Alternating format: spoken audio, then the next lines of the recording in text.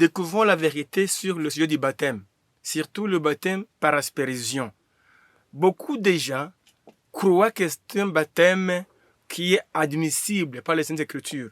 Or, c'est faux. C'est faux. La Bible déclare que lorsque Jean baptisait, il immergeait les gens. Il n'a jamais, nulle part où il a baptisé par aspersion.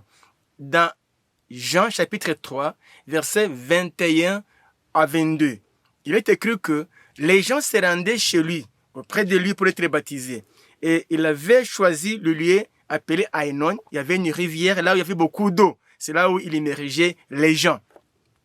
Quand Jésus, lui aussi, était au point d'être baptisé, il s'est rendu auprès des gens pour être baptisé. En Matthieu chapitre 3, versets 13 à 14, Jésus, là aussi, il n'a pas subi un baptême par aspersion. Par contre, il fut immergé.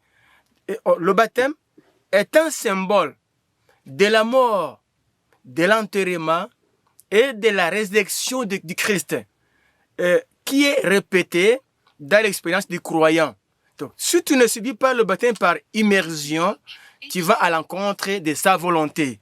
C'est pourquoi il faut corriger et admettre le baptême par immersion.